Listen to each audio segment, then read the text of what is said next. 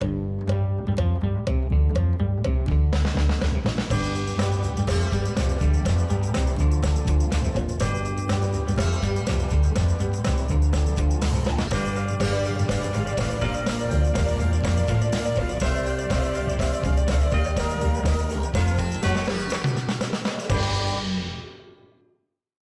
afternoon, everyone. Welcome to the Columbus Metropolitan Club.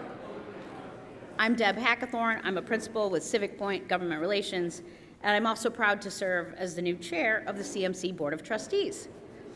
I am so pleased you're with us today for the forum, which is part of our Developing a Dynamic Downtown series. Thank you to our series presenter, the Columbus Downtown Development Corporation and Capital South. Our series sponsor, Thompson Hine, and today's sponsor, Realm. All of these organizations are helping bring you today's forum as part of our Developing a Dynamic Downtown series. We're also grateful to the Center for Human Kindness at the Columbus Foundation and the Columbus Dispatch for presenting our live stream, which is being carried on our social media platforms. And thank you to our new home, of course, the Ellis, for their generous support. Let's thank everybody for supporting today's forum.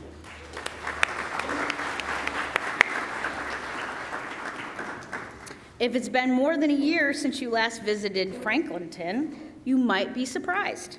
Some formerly vacant lots have been replaced by new apartment buildings that look like they've been plucked from a hip neighborhood in Copenhagen. I did not write this copy. These new developments are more than just places to live. They're destinations with brewpubs, co-working spaces, coffee shops, and art. No developer in Columbus has been closer to the epicenter of Franklinton's reinvention than Brett Kaufman.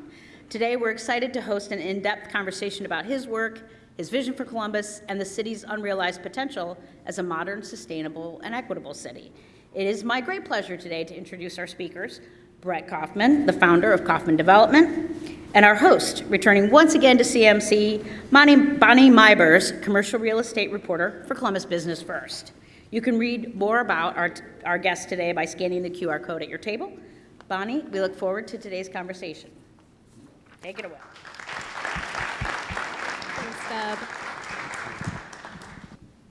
Like Deb said, my name's Bonnie Mybers, and I cover commercial real estate. My work takes me all over Columbus, including neighborhoods like Franklinton. So I'm really excited for today's forum. And if it's okay with you, Brad, I just want to jump in because I have a ton of questions for you. That's great. Yeah, happy to be here.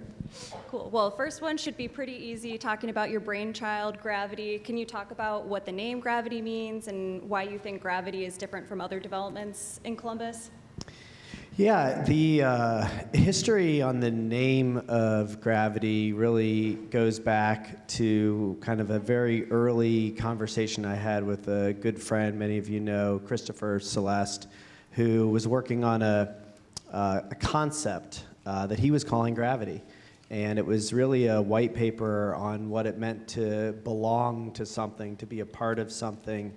And we were building communities where we were trying to really focus on the same thing. And Christopher gifted me the name of Gravity. He's been a good partner and investor, and we've collaborated on the concept. And he used to tell me words really matter. And I never thought that they actually did.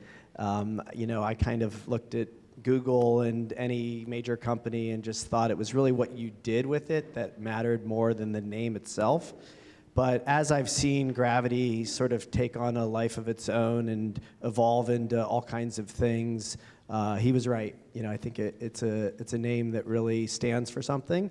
And what it stands for is really this idea of bringing people together that live and work in our community and in the surrounding community, from all over the region, hopefully, to come together, to connect, to collaborate, to learn, to grow, to find something that hopefully makes their lives just a little bit better.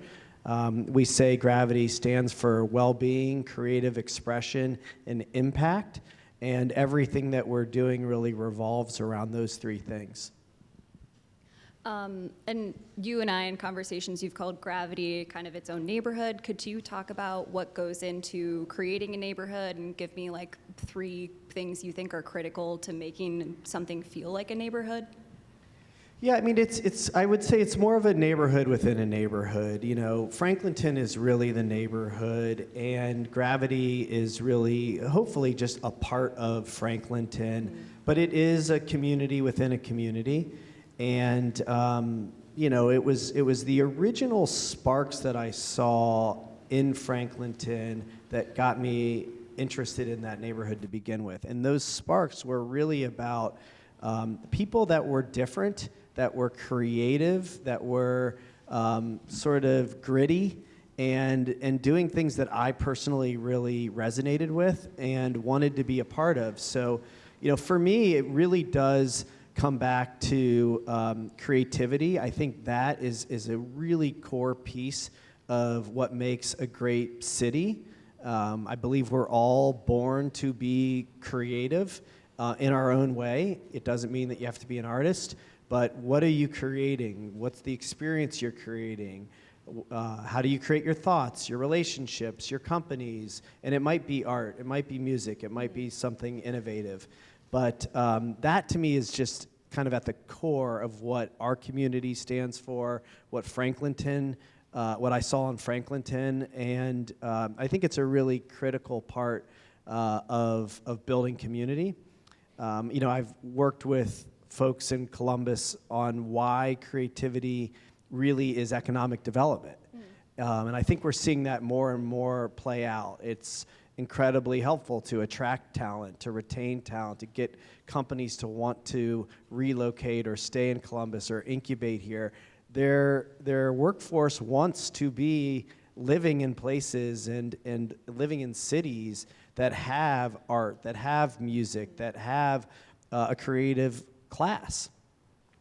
So that's really the key element, I would say, in the community. Obviously, the design, the architecture, the placemaking, you know, the thoughtfulness that goes into the experience of the physical community is really important. And then, you know, I think for us, the third piece, if I had to pick three, is really maybe the most important, which is what happens inside the building.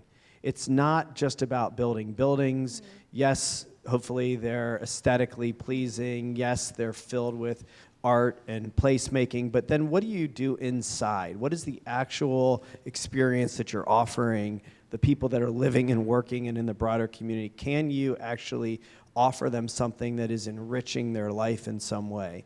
And I think that's a critical part of building community.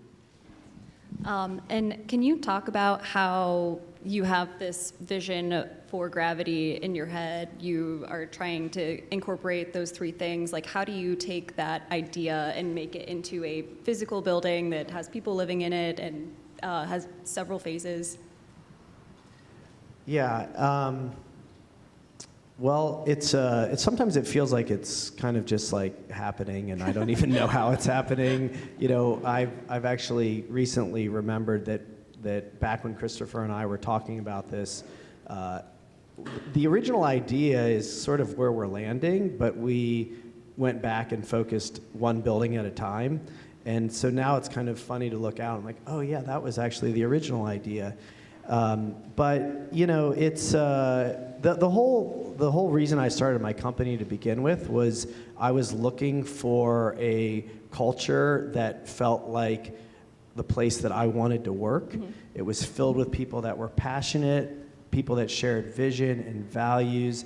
I wanted to work at a place where I didn't have to wait for the weekends or vacation or retirement to do the things that I love to do. And our mission was to build communities where that was also the case, that we could bring things that people didn't typically get where they lived and where they worked, like opportunities to volunteer in the community. Early on, it was community gardens and yoga studios and meditation lectures and events, and still, you know, a lot of that is a big part of what we're doing today. But it was always about just bringing, and it wasn't like a narcissistic thing about like, what do I want? But I did think that I wasn't alone. If I wanted to have a community where these things existed, if I wanted to have a company where this was the culture, I thought other people would too. And so I keep kind of finding these things that are showing up in my personal life that make me feel good, that I enjoy, that are adding value, and trying to bring that into the workplace, into the physical space.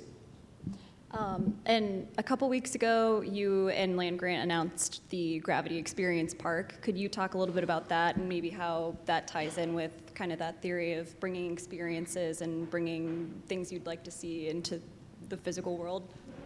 Yeah, for many years I've been running around the country and, traveling the world and seeing different concepts and really getting the importance of placemaking and, the experience that we have, day to day in our lives. And, to me, art, music, fun really matters. It's really important for us to come together and have some fun, good food, have a drink, be with other people, have a place to go. And so the park was the vacant parking lot for the Idea Foundry. And, I was talking to somebody earlier, there was some complaints that we were taking away parking. But we built a 964 stall garage a half a block away. So there's plenty of parking. And we didn't feel like we needed another building, that wasn't really what the highest and best use was for that space, that it was more important to create a place for people to be able to come and do all of those things. And that would actually be something that the whole community could use, that all of Franklinton, all of Columbus could use, that it wouldn't just be for people who lived and worked in our community. But we also think by having that there, it will drive value and, create a place, another reason for why people would want to live at Gravity. And going off topic a tad, but we will circle back to Gravity, you have talked publicly about your mental health journey. So I was wondering if you could share with everybody a little bit about your journey and kind of how it relates to Gravity and kind of inspired Gravity. Yeah, I don't know if we have enough time. A short version. Where to begin? And you really don't want to know. No, mental health is a real important passion of mine. It's been a big part of my journey. Sort of using your life to serve you and ultimately to serve others is really what fuels me.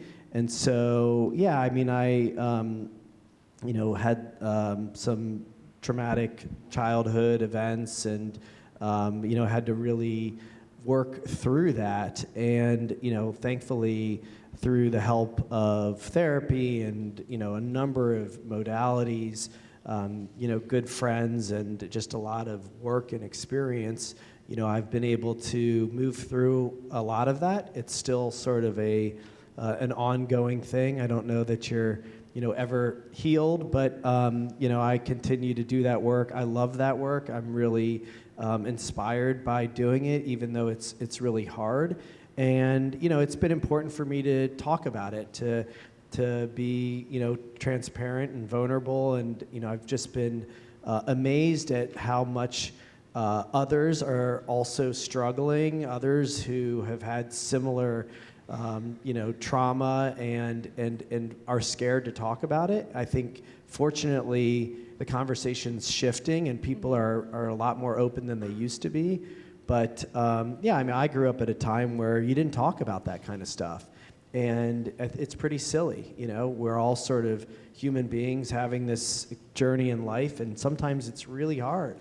And I think it's really great to come together and to share that experience and to support each other. And if me, being an advocate or out there in the community talking about these things is helpful to other people, and then in turn it's helpful to me, and it sort of, starts to shift the whole conversation.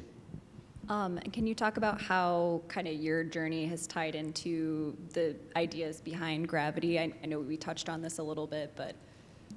Yeah, I mentioned this a little bit, but, all the things that, I've seen in my travels or studied or experienced personally, things that have been helpful to me.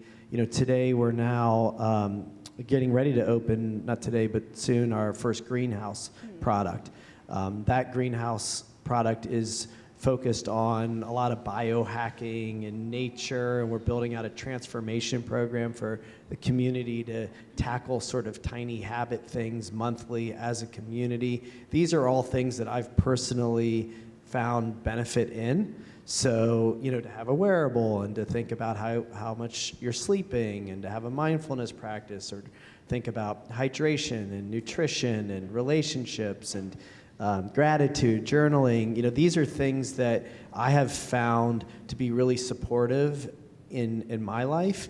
And it's just an example of how, we take these things that we learn, that we experience personally, and then try to incorporate them into the business so that other people can have that same experience. And you mentioned greenhouse. I know you said Short North will be, or could you just give us an update on your 2 greenhouse projects? Yeah, so the Short North project, which is right behind North Star Cafe, it will open in the spring of 24. And we're just in there getting ready to do demo over for the Greenhouse Gravity product today. The fire department's there now, I think. Let's see.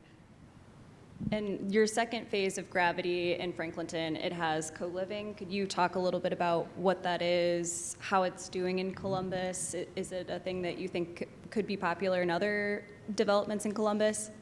Yeah, so it's we're calling it shared living, and the easiest way to think about it, it takes some education because of the co-living language, and you see this in other communities. But the easiest way to think about it is when I graduated from college, I rented a house in Victorian Village, which wasn't what Victorian Village is today, with 4 other roommates, and we shared a bathroom and a kitchen and a living room and a backyard, and it was sort of crappy. But that's what you did. That's what a lot of people do. So that's sort of what shared living is. It's rent by the bedroom. You can come with roommates. You can get matched up. It's sort of like that student housing model, but for young professionals or anyone that's looking to be in a communal environment. We also have 1 bedrooms and 2 bedrooms in the same building. But instead of being in that house with some unnamed landlord, you've got a fully amenitized building. So you've got access to the swimming pool and to the cold plunge and sauna and yoga studio, fitness, all the events. And the kind of sneaky thing about it is it's really cheap. So, we're also kind of curious about how this is tackling affordability from a market rate standpoint. Nobody knows how much money you're spending. Nobody knows that you're in, a bedroom.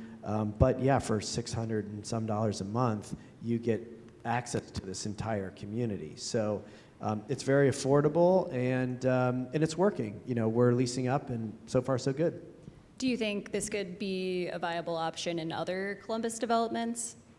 I think so. It's sort of a bit of a experiment. It's kind of the guinea pig, but yeah, hopefully if it works, the economics on it, for us are good too. So why not have everybody win?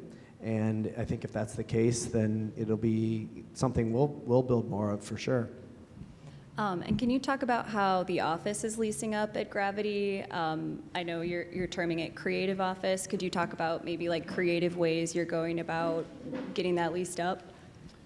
Well, it's slow and taking a lot of creativity, to be honest. But we're very optimistic about it. I think we've got a really unique product. I think for us, the importance of having creative office space, the architecture, the amenities. We have built a community. And so if you work in our community, you have access to all of the amenities, full gyms, all the events. So we think we have a product that is unique, and we're getting a lot of interest. It's just overall the office market is slow. But we have Ohio Health that's getting ready to open up. We're getting ready to announce a couple more retailers, and yeah, we're getting close to signing some leases too. And I know we talked about how Franklinton, or Gravity, is a neighborhood within a neighborhood, and Franklinton is a neighborhood of Columbus. Could you talk about how you see everything you're doing in Franklinton playing with what's going on in downtown Columbus? Yeah, I think if you go to Austin, Nashville, any city that you might want to emulate, what's great about it is you've got these different parts of the downtown that are all kind of unique in their own way, and so you can go to the Short North, and which is sort of more of our entertainment district. You've got a central business district. Franklinton can really be more of a creative arts district. German Village is its own thing. Things are popping up in other parts of the city now too. So Old Town East has got its own character. So as Columbus grows, I think the entire downtown, continues to grow, and they're very complementary of each other. Even the peninsula is really its own thing, but it's very much connected to what we're doing. Thanks to Greg and company, we're working together. We're trying to all accomplish the same thing, which is build this city. And so it's good to have things that are unique but connected, and that's sort of how I see downtown. And since we're talking about downtown, downtowns have been recovering, trying to recover from the COVID pandemic, including ours. Could you talk about how you see, our downtowns dying across America? Are they reinventing themselves? Something else entirely? Yeah, I don't really see it as a dying for sure, and I don't even think it needs to be reinvented. I think there was a little small window during COVID where, people were moving out to the suburbs. There was this idea of, wanting more space or working from home. I frankly think that's been way overblown, and in fact, I think you're starting to see a lot more people realize that being together in an office environment, in a urban environment, are still sort of the best experiences.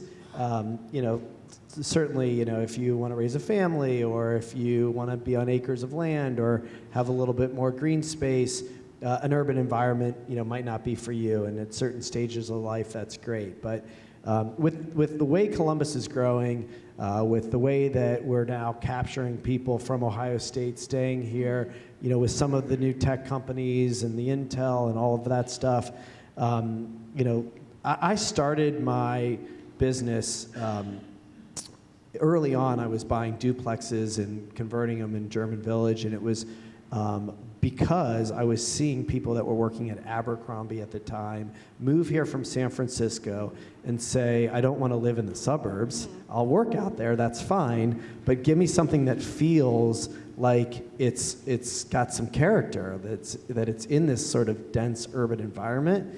And that's just continuing to happen. More people are moving here than ever, and they don't want to be in something that doesn't have character. And I think our downtown will continue to thrive for that reason.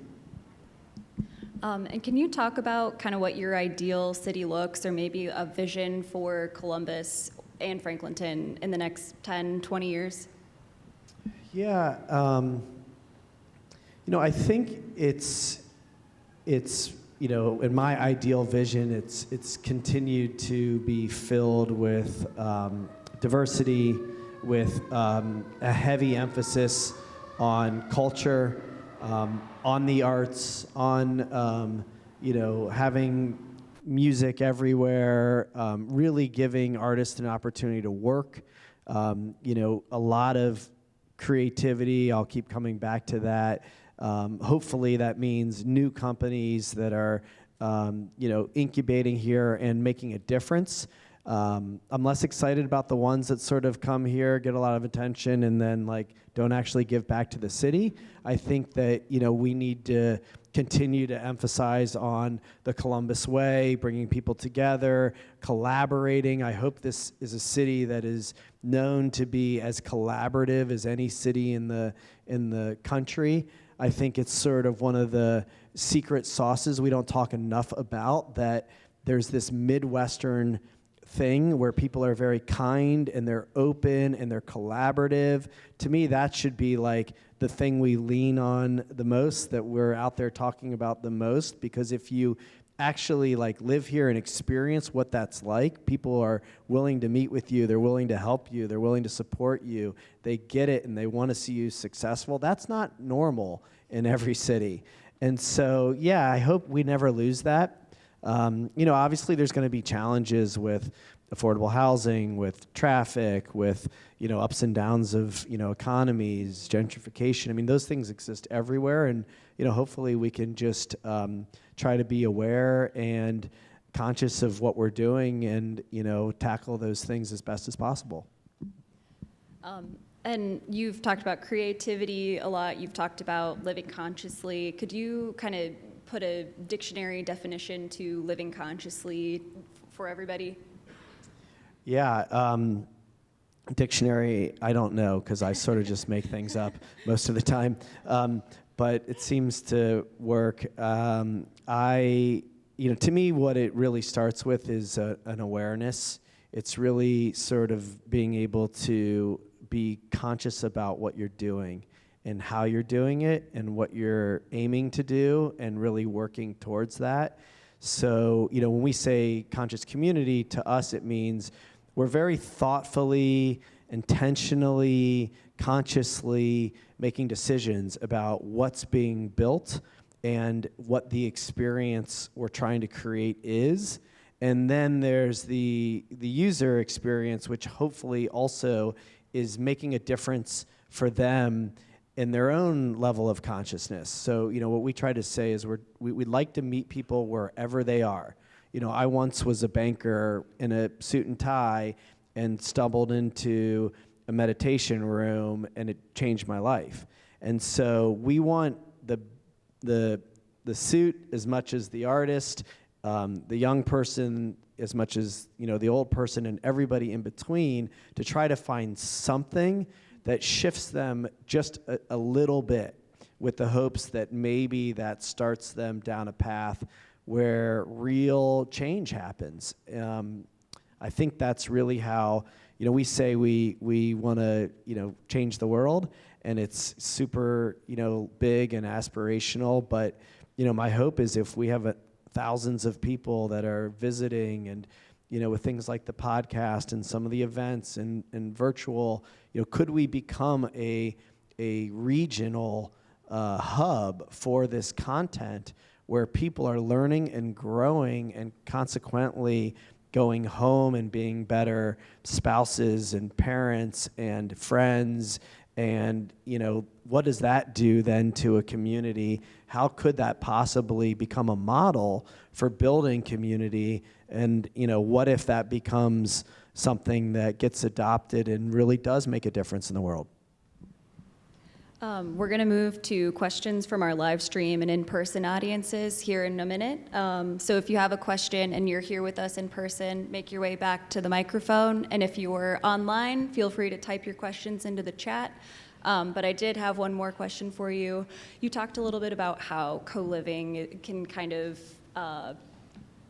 be a way to address affordable housing, or like the stigma against affordable housing. Do you have other ideas that you'd like to share just about kind of how Columbus could tackle that issue from all sides?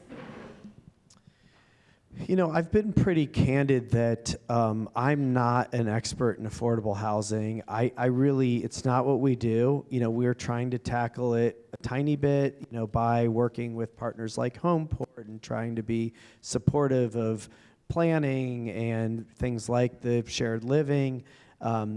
Look, it's a real concern. It's a concern that every market is hopefully thinking about, struggling with. I don't know what the answers are yet. I think that our city is doing a good job of trying. So, there's a lot of workforce housing that's getting incentivized. I think it's that awareness. There's a conversation, there's a dialogue, there's things that are being experimented with, and hopefully that unlocks some real solutions. But it's a real challenge. It's a difficult thing to do. It's the reason you don't see more affordable housing being built is because rising construction cost, rising interest rates, labor shortage, competitive supply issues. I mean, it's barely like not even actually working right now to build market rate. You're seeing a tremendous slowdown in construction, period. And so then if you try to make that affordable, it's pretty tough. Thanks, Brett. It's CMC's long-standing tradition to take audience questions. Lainey Cuthbert is back. Oh, sorry, I think Sophia is back there at the microphone. If you have a question and you're here in person, make your way over there. Please, out of respect for others, try and keep your questions brief and to the point so we can get to as many people as possible. And please remember that questions end with a question mark. Sophia, what's our first question? Yes, thank you so much. So our first question from our online viewers is, what's the most inspiring development project you've seen outside of Columbus? And what about outside of the United States? Yeah, so I know my architect friends are in the room, so they should probably answer this better. But Bjork Ingels has been like a big inspiration for me. I think he's doing like incredibly innovative work. I've seen his projects in Copenhagen, I find inspiration really everywhere, and my kids make fun of me because we'll be traveling somewhere and I'll take a picture of like a front door, and they're like, "What are you doing, Dad?" And then sure enough, like it lands on, the Good Ale project or something. So the hospitality industry, I think, art galleries, I find inspiration kind of all over the world. But I would say, there's been some really cool stuff built in New York, the High Line project. I love these creative arts districts. I've spent a lot of time in Austin. My son was in school there. A lot of really interesting things happening there. I will tell you that early on, prior to starting my company, I went on a tour around the country looking at the top multifamily developers, and I was pretty uninspired. I think there's a lot of bad stuff being built all over the place, and that was actually in its own way inspiring for me, because I thought, oh well, it's not that hard to do it better. And so, we've worked a ton with Realm and MBBJ and other architects, and I think we've got something pretty special here in Columbus, a great opportunity to build buildings. You see what Jeff Edwards is doing. There's some really high quality stuff that's now getting built here. I'm Judy Box, and I served on the East Franklinton Review Board at the time Gravity 2 was still on paper. And I was very impressed with the cooperation you were doing with Homeport, and particularly the issue of parking. But I asked for a special, and I'll use the word favor in quotes. There was space at the south side of Gravity 2 that was sort of earmarked, as much as you do on paper, for a small restaurant. And I pointed out that it was very close to Homeport, where the residents would not be able to afford most of what's being built by way of restaurants. And I asked, please, could that be made available to something like a Subway? That would be an affordable sandwich to people living across the street. And I'm just curious as to whether that ever came to fruition. There was no commitment, but I'm curious. Yeah, no, thank you. And I remember, working with you from the start. So it's nice to see you. I appreciate the question. We have we've intentionally not signed the subways or the cell phones or many of the users that have come our way because we don't want Gravity to be filled with franchise users.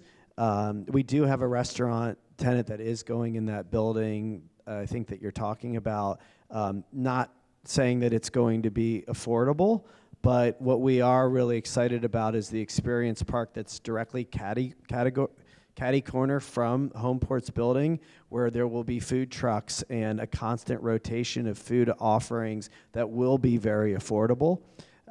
So hopefully we're tackling it that way. Sure. We have another question from online. The Dispatch recently reported some of the updates to the zoning requirements that are going to unfold in the next year. Are Columbus zoning regulations amenable to future development, and what changes do you feel should be made? Yeah, I'm actually, not that in the weeds on some of the zoning changes, so I don't want to speak to it. I will say that the city of Columbus has been by far the best zoning district for us to work in. The East Franklinton Review Board is a great example of it. The Downtown Development Commission, great example. The Victorian Village Commission, not a great example. But I will say that there's a lot of support for getting things done. And if you are willing to do some things creatively, if you're willing to listen, if you're willing to actually take in the feedback from the neighbors and actually try to bring something that is creating value and is being thoughtful about placemaking, design, affordability, I think the city of Columbus is doing a lot right. I do think that we have to be a little bit careful about thinking that we're further along or that we're better than we actually are. A lot of great things happening. We have a long way to go. Franklinton's not over the hump. You see the issues with, some of the crime that we're now, struggling with. We can't just make it too hard. We need to be, one way to tackle affordability is flood the market with supply. Flooding the market with supply, incentivizing all kinds of housing actually is going to help with affordability. If we start taking away incentives, if we start making it too hard, if we start mandating what has to be built, if we start getting too particular about parking, it's just going to slow down the development and make the problem much worse. Doug Buchanan, Columbus Business First. Referring to your Short North project, it has been a journey, I think you could say. I'm wondering if you look back now on everything that it's been through, is there some lessons you take away from that, things you would have done differently? There's not much I would have done differently. I mean, the lessons are they're not really fun ones. Honestly, what we originally proposed would have been a much better product. I think it was like 9 stories, maybe 11 stories. I think it's sort of silly. People get kind of dug in.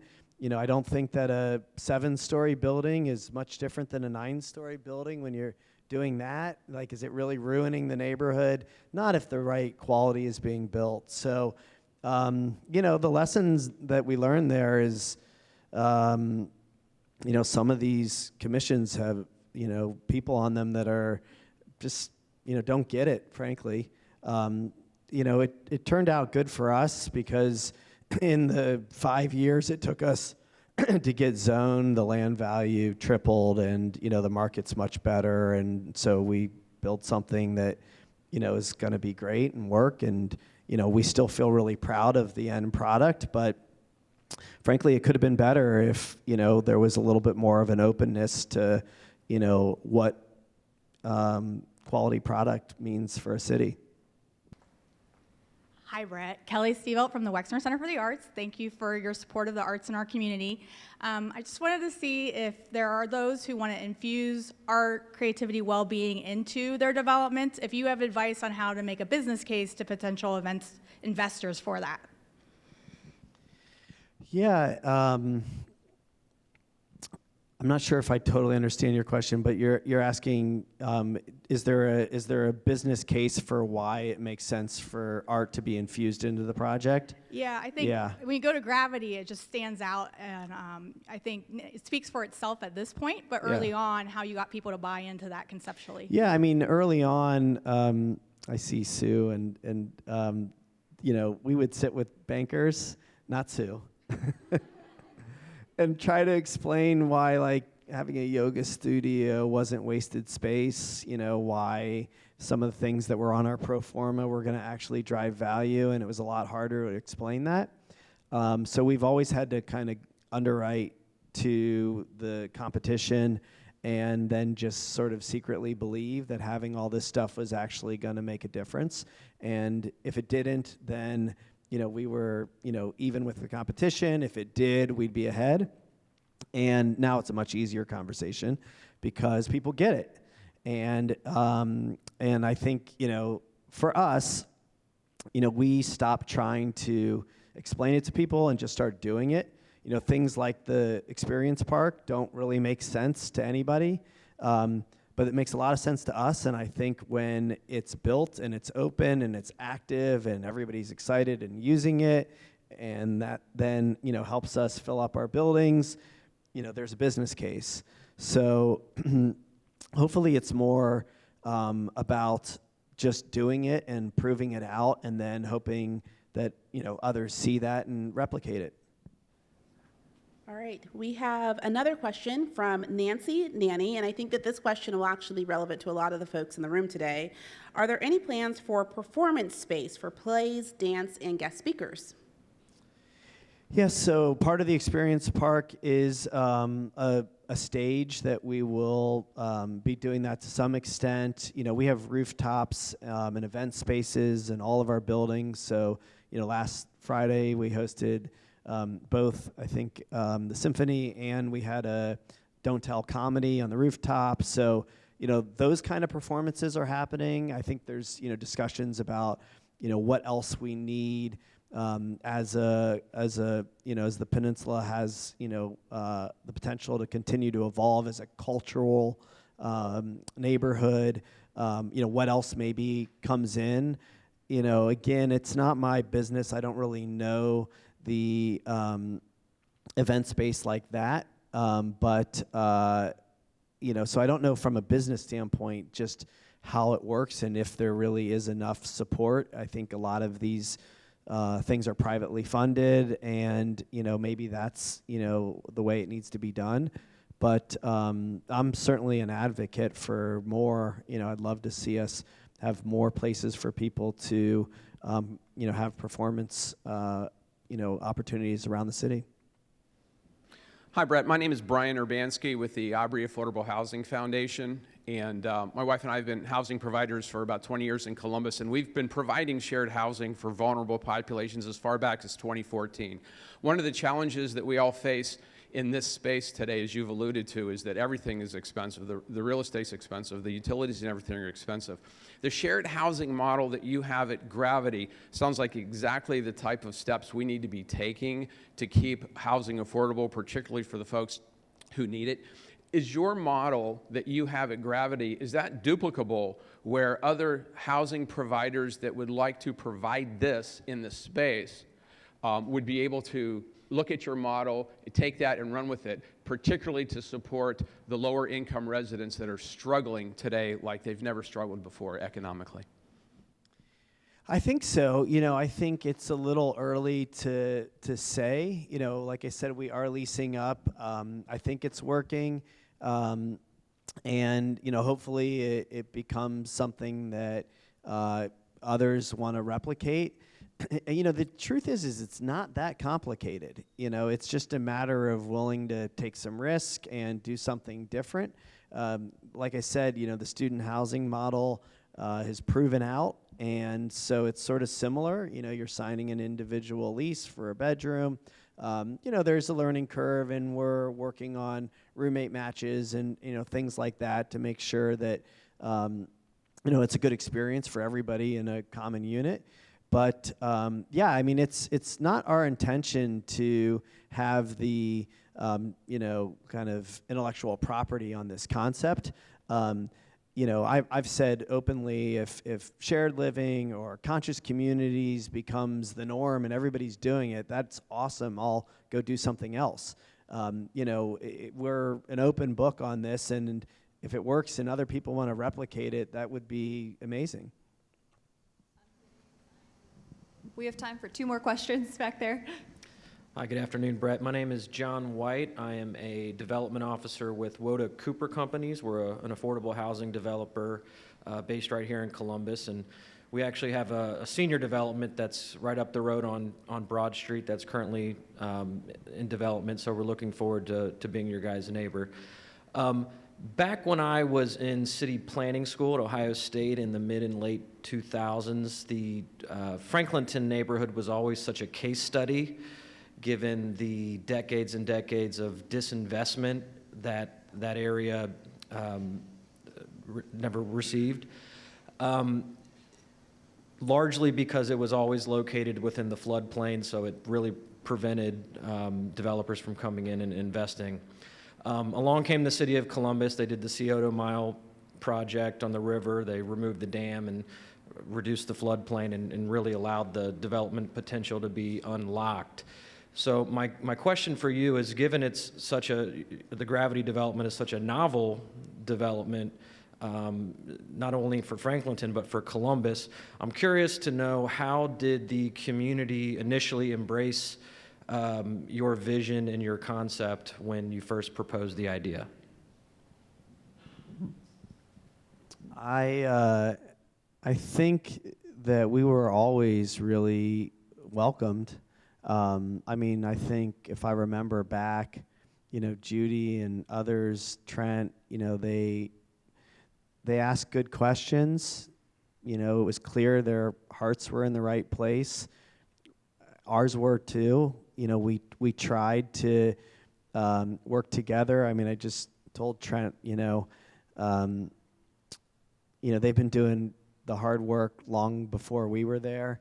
Unfortunately, Lance Robbins just passed, and he was a real pioneer in that community. There were so many other people, the Independence Day Festival. There was a lot of people there long before us that were really what attracted us to be there at all. And so, yes, we build these buildings. They're big and sexy and new and expensive.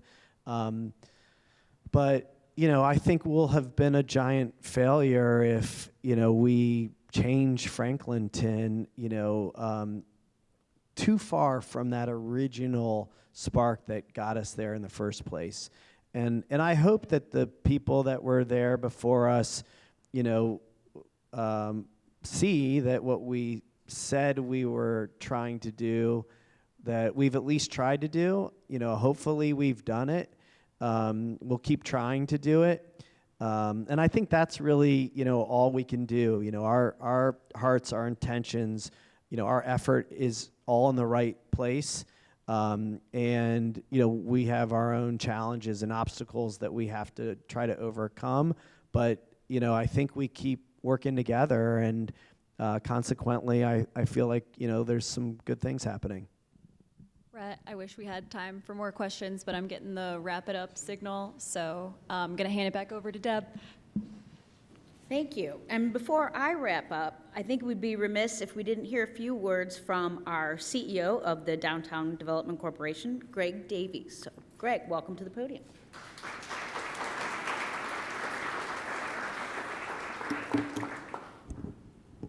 Well, thank you. I think I was supposed to introduce Brett, but I'm pretty sure he didn't use any of my talking points. If you can bear with me, I just want to share a couple things, because I spent a lot of time thinking about this, because I love Brett. So, when I first heard we're going to build the world's largest conscious community, I thought, what does that mean? I don't understand that.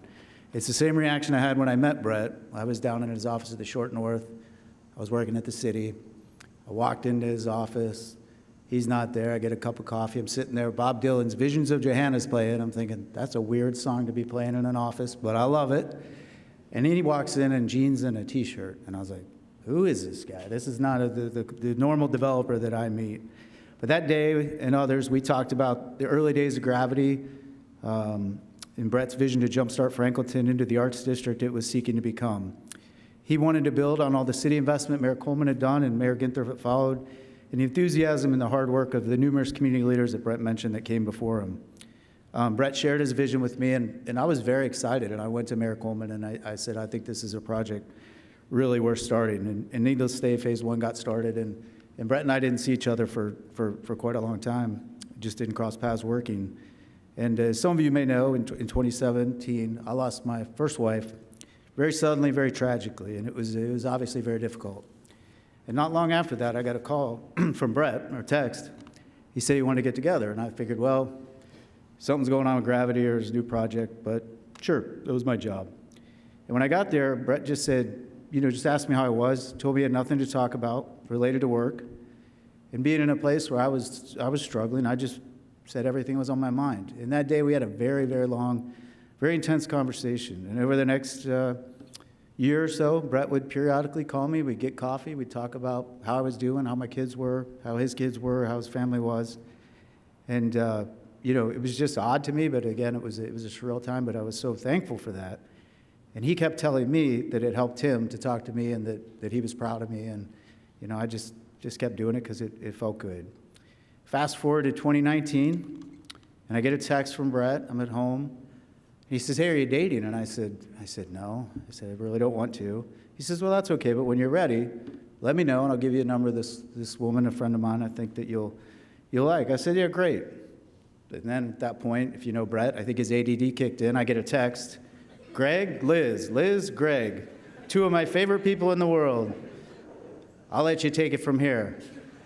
Now, it's a good thing this introduction is occurring 4 years after that moment, because I would not be giving this introduction to Brett and how I felt that night. But the long and the short of it, Liz, my wife who's here, we got married, and I'm incredibly blessed, and I'm incredibly happy now. And it took me a long time to get to that place. And Brett was one of the main reasons I had the confidence to move forward. After all those times, him talking to me, it settled in. And I'm not even sure we talk business. Periodically, we give updates on our projects because they're neighboring, but we really don't talk a lot about work. And, through the ups and downs, I think we recognize the significance of shared experiences and ultimately, like Gravity, and this is why I'm taking the time to tell you this. I really believe, Brett, when he says, life is really just about love, learning, creating opportunities, and bringing people together. And I think that's the blueprint you heard for Gravity. I recently sat with Brett for his podcast, and he said something to me that stuck with me ever since, and it really serves as a guidepost for me. And it puts the past in perspective. And what he told me was, I was saying I was really frustrated and tormented by things that happened that I didn't understand at the time that I now understand. And he said, how could you have? You were operating at the level of consciousness you were at then. And it just hit me, and he's right. And I think so when I now hear I'm going to build the world's largest conscious community, I still would be very skeptical, but I'm not about Brett. He's pushing himself and those around him to constantly want more, to believe in the difficult, and to be a fellow traveler as we all go through life. Most importantly, he wants everyone to take the journey to becoming the best version of themselves, and he puts his own resources into making that happen. I consider it a gift, and I appreciate this time that I have the opportunity to publicly share my experiences with Brett. I think he's taught me, others have taught me, we don't always tell people how we feel when we have an opportunity. So I wanted to do that here today. Brett, I'll always be grateful for you introducing me to Liz, for everything you've done for Central Ohio and downtown, and for your continued striving to be the best version of yourself you can be. And most importantly, for being my friend.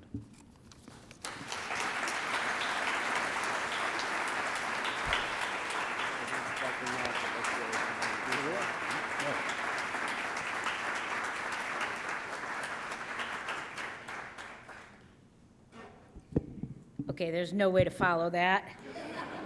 I'm tearing up. So let's just say I learned that Brett has a podcast. So I'm sorry I didn't know that before, but I'm going to now subscribe to it. Thank you so much to our series presenter, the Columbus Downtown Development Corporation and Capital South, to our series sponsor, Thompson Hine, and today's forum sponsor, Realm. We also want to thank our virtual seat patrons and the Center for Human Kindness at the Columbus Foundation and the Columbus Dispatch for presenting today's live stream, and of course to the Ellis for their support. Our very special appreciation to today's speakers, Brett Kaufman, and our host, Bonnie Mybers. Thank them here. Thank you very much. Please make plans to attend next week's forum, Style Capital, the global influence of Columbus fashion, right here at the Ellis. Take a moment to answer a short survey you find on our website. We couldn't do it without you. Thank you for joining us, and have a wonderful afternoon.